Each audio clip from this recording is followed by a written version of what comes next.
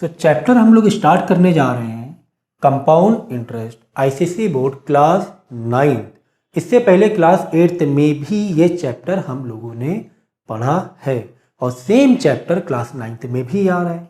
इसका मतलब इतना तो आइडिया आप लोग लगा ही लो कि क्लास 8 में भी ये चैप्टर था, अब क्लास 9 में भी है, तो डेफिनेटली इसके जो क्वेश्चंस होंगे इनकी डिटेलिंग, इनका जो एक डिफ़िकल्ट लेवल वो बढ़ने वाला है ना, क्योंकि सेम चैप्टर हमने क्लास 8 में पढ़ा है।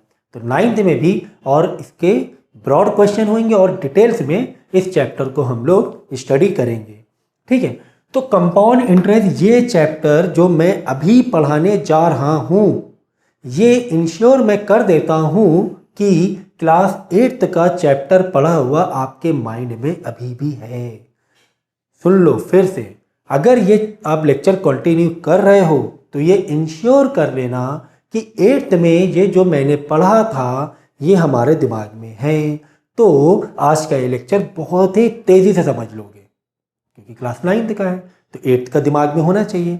और अगर 8th में ये चैप्टर आप लोग भूल गए हो, सुन लो फिर से, अगर ये चैप्टर दिमाग से निकल गया है या थोड़ा फेड हो चुका है तो मुझे बता देना। जो भी पर्सनल ट्यूशन मुझसे ले रहे हैं ये मुझे इन्फॉर्म कर देना, तो मैं क्या करूँगा, एक 20 या 25 मिनट्स का एक इसका बेसिक लेक्चर मैं बनाकर दे दूँगा।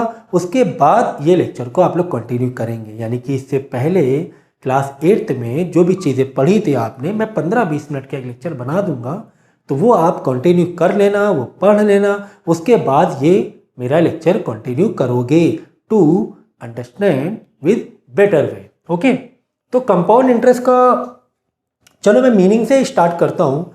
इंटरेस्ट का मतलब क्या होता है कि अगर हम लोग किसी को पैसे देते हैं उधार या कहीं पर इन्वेस्ट करते हैं, किसी के बिजनेस में इन्वेस्टमेंट करते हैं या बैंक से लोन लेते हैं, तो उसके बदले हमें बैंक को, चलो बैंक वाला ही एग्जांपल ले लेते हैं, ठीक है, तो बैंक से हमने लोन लिया या बोरो किया, वर्ड यूज़ करेंगे लोन अगर बैंक के लिए है।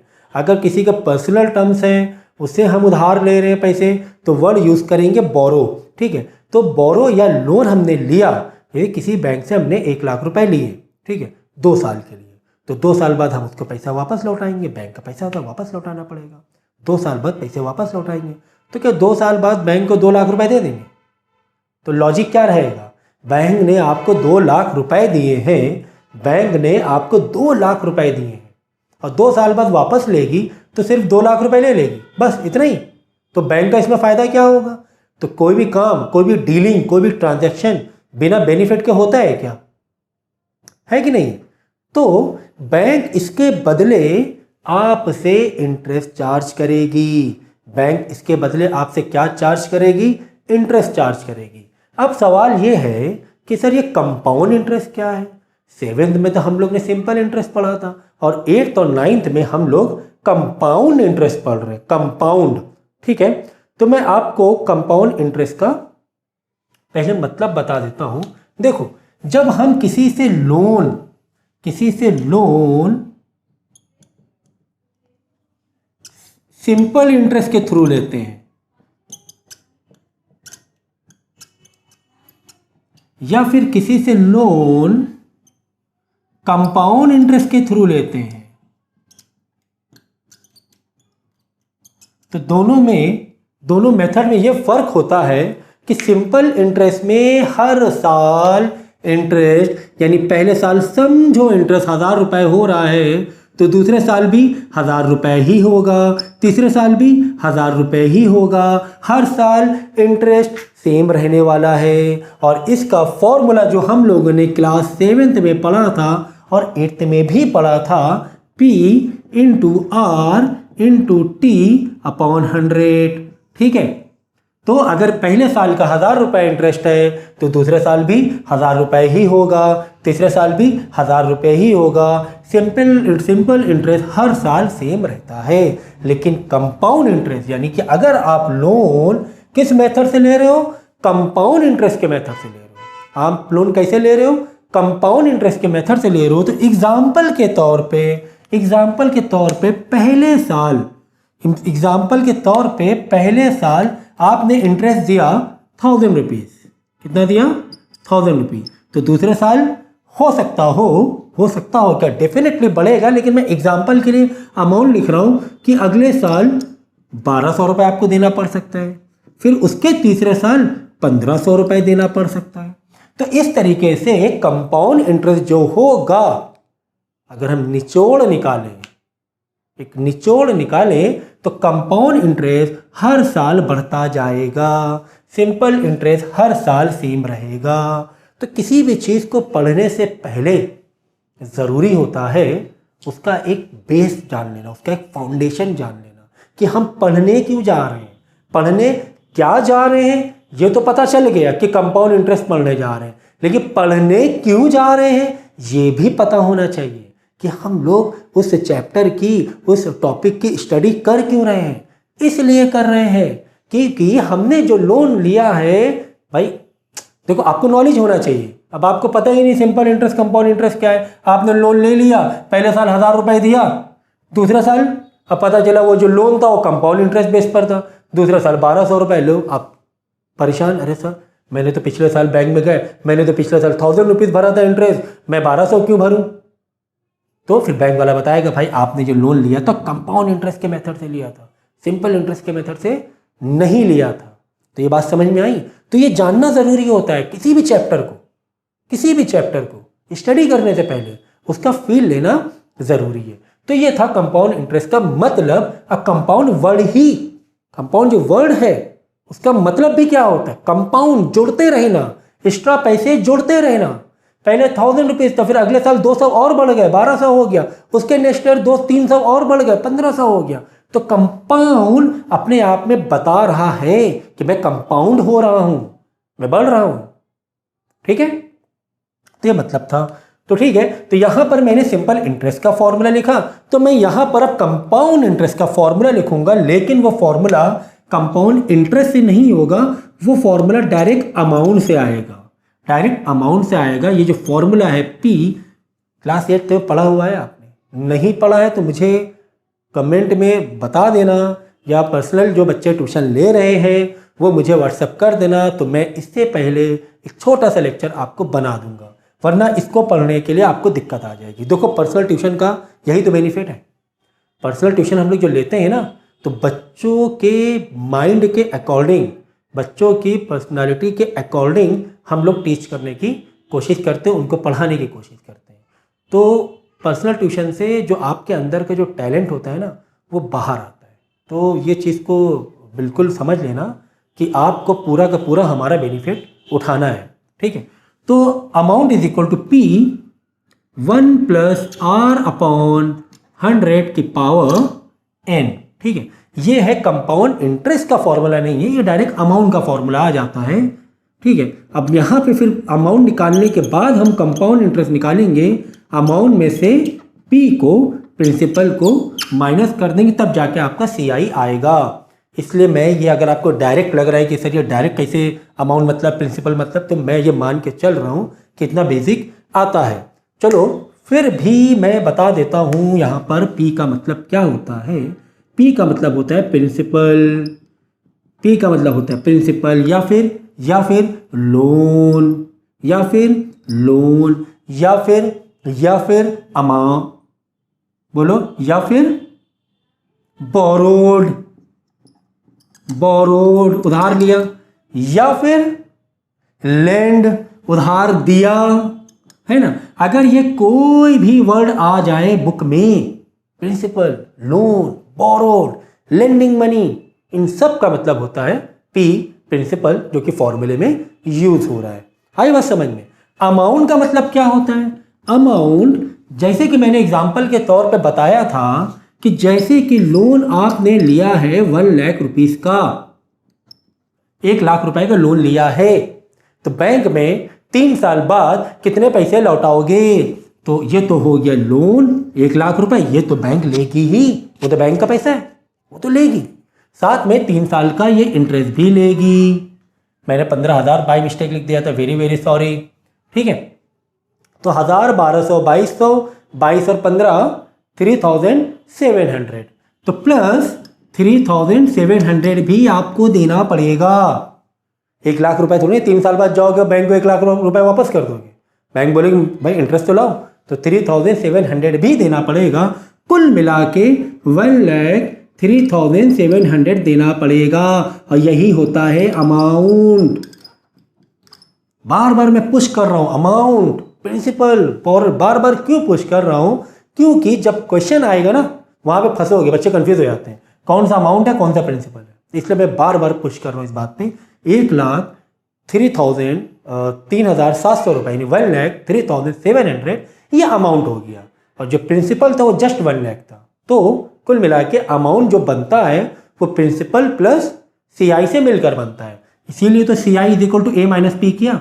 भाई CI टोटल सोचो यहाँ पे कंपाउंड इंटरेस्ट कितना कैसे मिलेगा मुझे? मैं अमाउंट में से माइनस कर दूंगा किसको? प्रिंसिपल को। मैं अमाउंट में से माइनस कर दूंगा प्रिंसिपल को, तो CI मेरा आ रहा है ना 3,700। वीडियो को पॉज करके सब कैलकुलेट करो। आई बात समझ में? तो ये मैंने बताया मतलब किसका? CI का मतलब मैंने बताया, अमाउंट का मतलब मैंने बताया, और प्रिंसिपल का मतलब मैंने बता दिया। ये 3 टर्म तो हो गए। फॉर्मूले में बाकी अभी डिटेलिंग बाकी है, एक्सप्लेन करना बाकी है। ठीक है, A और P का मतलब तो हम फॉर्मूले में समझ गए। ठीक है, 95% जो फॉर्मूला यूज होगा, कहीं कहीं पे किसी पर्टिकुलर क्वेश्चन में ये फॉर्मूला यूज हो जाएगा आपके क्लास 9th में, पर 95% ये यूज होना है। अब आता है R। What is R? R क्या बोलो? Rate of interest. ये तो पता ही होगा आपको कि किस रेट से बैंक ने लोन दिया है हमें। And what is N here? N is your number of year,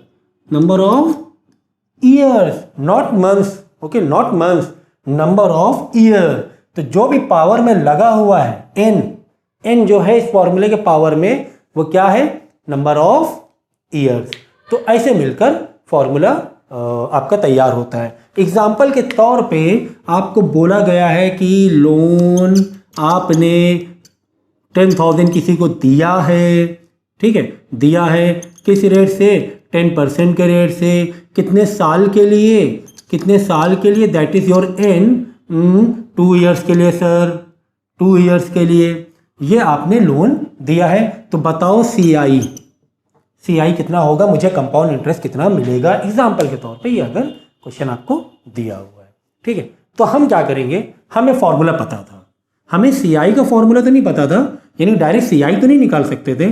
CI निकालने के लिए A माइनस P तो हमें मालूम है। लोन का मतलब ही क्या हुआ? प्रिंसिपल, ये मैंने बताया। P तो मालूम था लेकिन मुझे A नहीं मालूम था। CI निकालने के लिए मुझे A नहीं पता था, तो A पहले हम लोग निकाल लेंगे।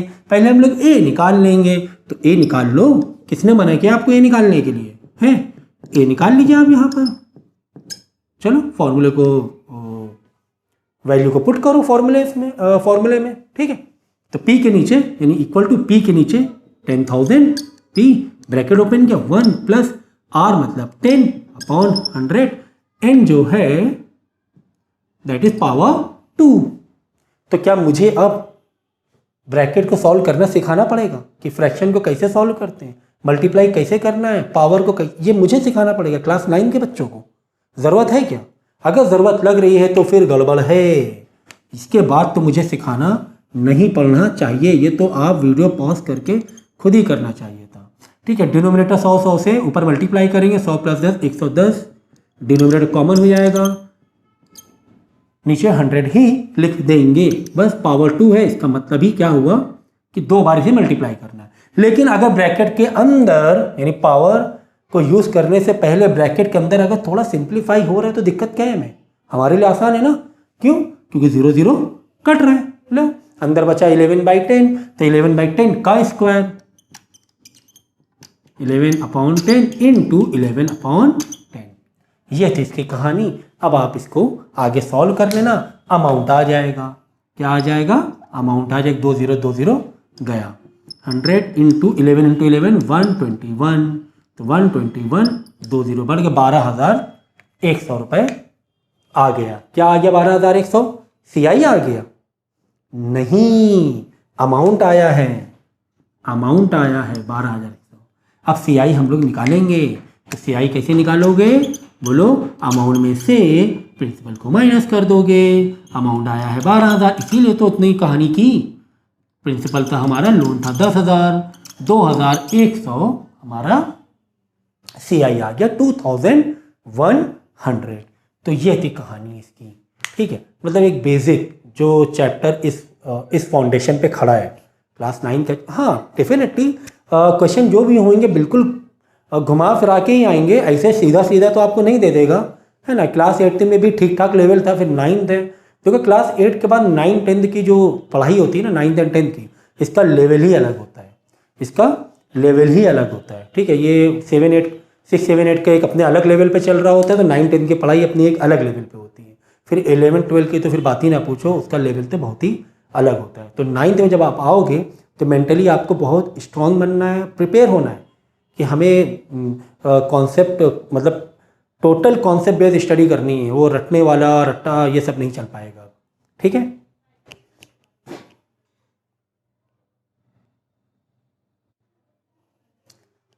सो पहला एग्जांपल हम लोग देखते हैं। सो एग्जांपल देखो, find the amount and compound interest और कंपाउंड इंटरेस्ट ऑन 16,000, ठीक है ना। हमें अमाउंट फाइंड करना है, CI फाइंड करना है ऑन 16,000। तो अब देखो यहाँ से आइडिया लगाना सीखो कि जो अमाउंट 16,000 रुपये दिया है, जो फिगर दिया 16,000, वो प्रिंसिपल है, वो लोन है, वो बोरोड है, ठीक है। तो मैंने यहाँ पे लिखा प्रिंसिपल, डेटा लिखा करो, कभी भी मैथ करो सॉल्व अच्छे से डेटा लिखा करो, उसके बाद हम फॉर्मूला अप्लाई करेंगे, उसके बाद बहुत तेजी से सॉल्व कर लेंगे। फॉर 2 ईयर्स यानी नंबर ऑफ ईयर यानी कि n 2 दिया हुआ है, एट 15%, रेट जो दिया हुआ है 15% दिया हुआ है, इंटरेस्ट बीइंग पेएबल एनुअली। देखो जब 9, 10th में आते हो या 8 और 9 के बाद जो हायर क्लासेस होते हैं, उनमें जो खासकर मैथ और फिजिक्स में जो न्यूमेरिकल में जो इंग्लिश लिखी होती है, वो इतने कॉम्पैक्ट फॉर्म में होती है, क्योंकि उनको बड़ा सा क्वेश्चन 1-2 लाइन में, जो भी बुक बनाते हैं जो स्कॉलर्स होते हैं, तो बड़ा सा जो क्वेश्चन होता है वो 1-2 लाइन में उन्हें कॉम्पैक्ट करके लिखना होता है। तो जो इंग्लिश लिखी होती है उसका एक एक वर्ड, एक एक लेटर, एक एक कॉमा की बहुत ही इंपॉर्टेंट मीनिंग होती है। एक एक कॉमा से या एक वर्ड से पूरी है ना मीनिंग बदल जाती है। भाई मैथ में हम लोग पढ़ते हैं क्या पता है, तो 30-40% तो दिमाग हमें उसको समझने में लगाना पड़ता है, ठीक है। 30-40, 1 मिनट बेटा,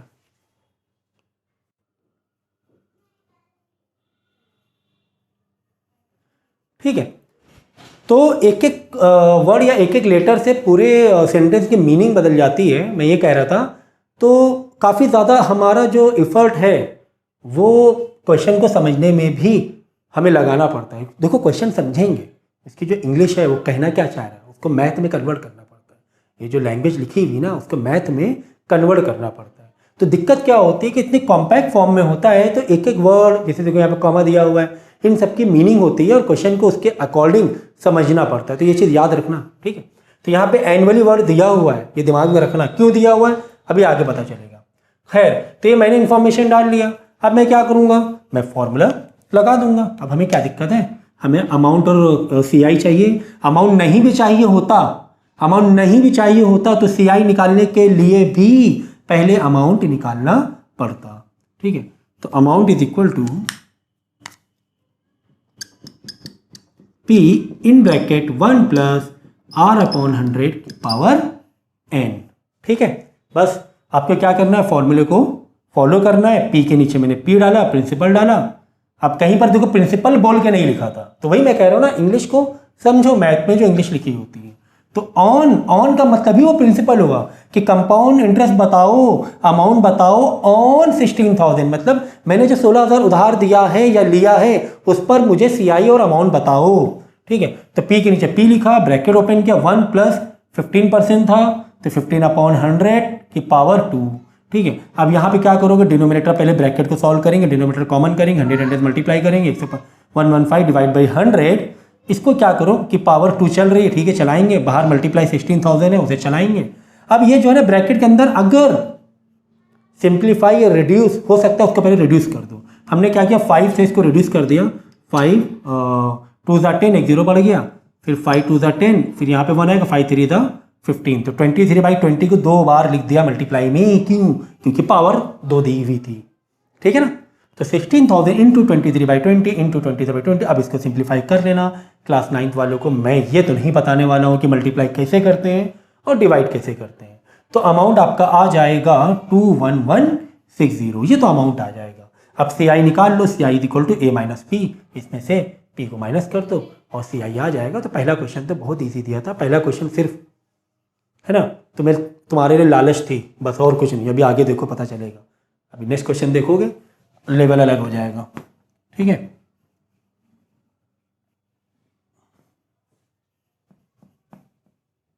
देखो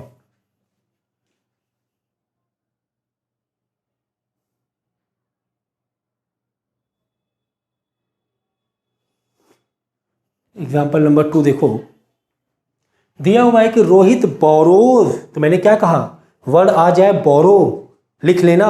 जो मैंने एक्सप्लेन, देखो काफ़ी सारी चीज़ें मैं एक्सप्लेन कर रहा हूँ, मैं लिख नहीं रहा हूँ, मैं बोल रहा हूँ। वो लिखना पॉसिबल थोड़ी ना है, लिखना तो काम आपका है ना।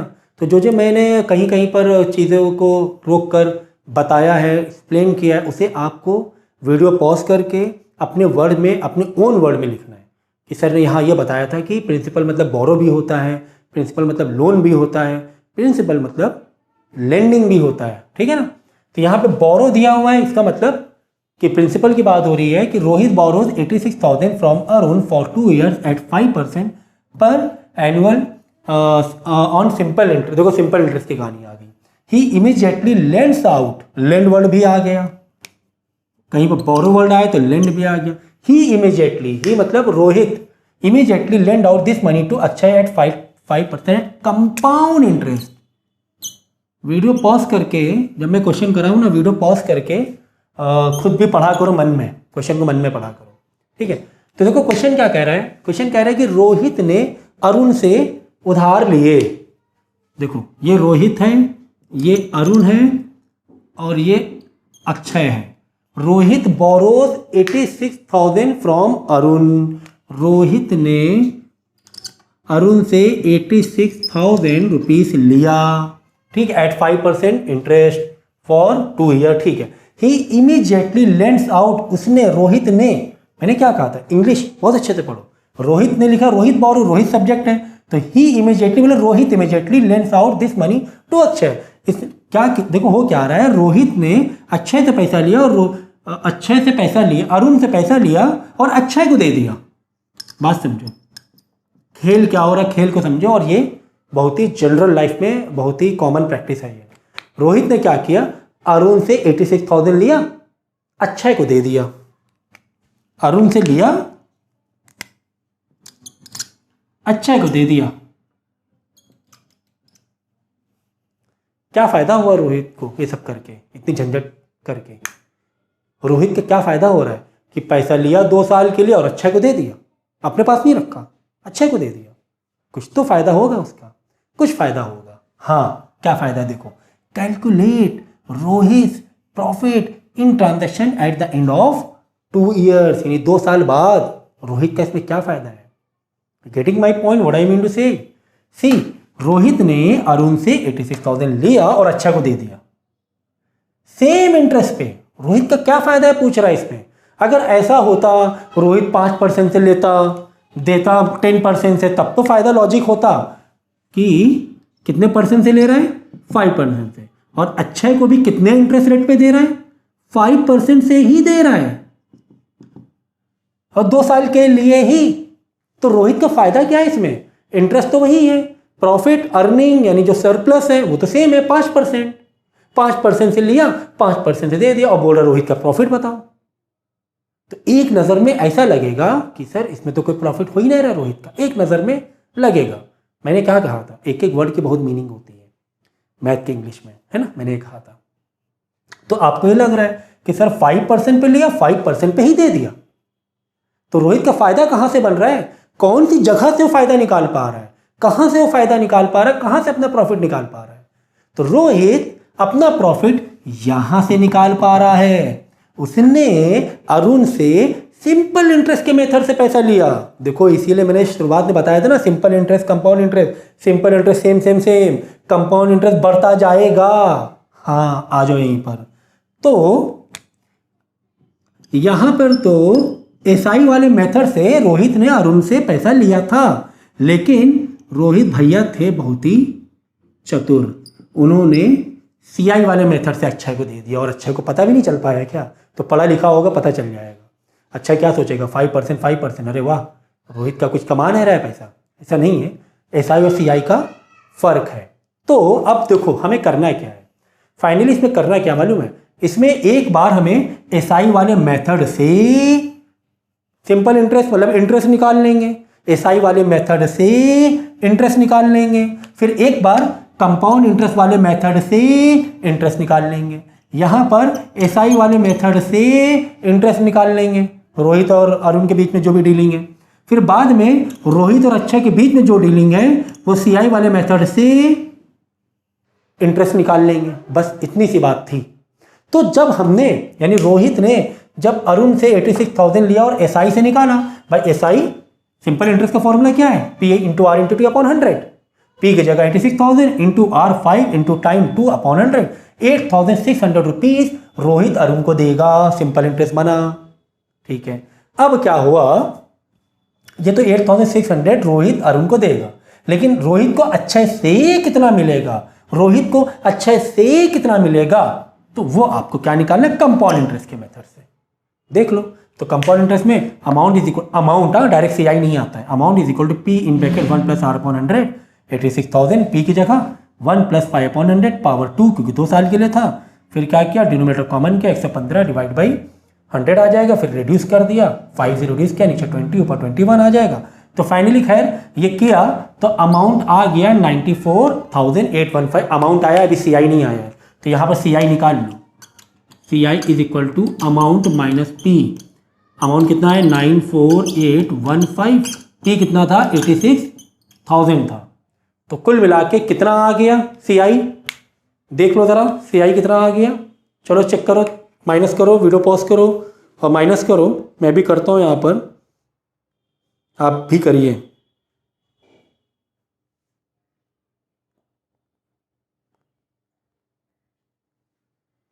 डबल 815 कितना आ गया, सीआई 8815। अब समझ में आया रोहित का प्रॉफिट, रोहित 88,600 ही अरुण को देगा, लेकिन रोहित को अच्छे से 8815 मिलेगा, यानी 215 रुपए ज़्यादा मिलेगा, है ना।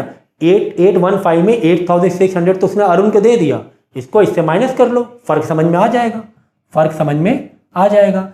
इसने रोहित ने कितना इंटरेस्ट लिया 8,815, लेकिन दिया कितना ओनली 86,000, यानी बचा कितना 215, 215। तो जो प्रॉफिट बोल रहा था वो आ गया 215 रुपए, माइनस कर लेना, ये थी कहानी। तो मैंने क्या कहा था कि एट्थ में एक तो एट्थ का मालूम होना चाहिए, पहली बात तो ये एट्थ का जो कंपाउंड इंटरेस्ट है उसका मतलब ठीक ठाक नॉलेज होनी चाहिए। अगर ठीक ठाक नॉलेज है तो मुझे छोटे छोटे कैलकुलेशन बताने की ज़रूरत नहीं होनी चाहिए। तो देखो कैसे लॉजिक से आ रहे हैं, है ना। तो ऐसे सिंपल तरीके से नहीं दिया जाएगा और घुमाएगा, अगला क्वेश्चन एक अलग वैरायटी का होगा, उसके बाद का क्वेश्चन एक अलग ही वैरायटी का होगा। तो इस तरीके से अलग अलग टाइप के क्वेश्चन होंगे। तो ठीक है, आज का लेक्चर मैं यहाँ पर एंड करूँगा, और जिन बच्चों को भी मुझसे पर्सनल ट्यूशन पढ़ना है तो मैं फिज़िक्स और मैथ पढ़ाता हूँ, साथ में इंग्लिश लैंग्वेज पढ़ाता हूँ, और फिर मैम पढ़ाएंगे आपको केमिस्ट्री एंड बायोलॉजी। ठीक है, तो जिस किसी को भी पर्सनल ट्यूशन चाहिए तो एंड में हमारा कॉन्टैक्ट नंबर है, उस नंबर पे आप व्हाट्सएप या कॉल कर सकते हैं।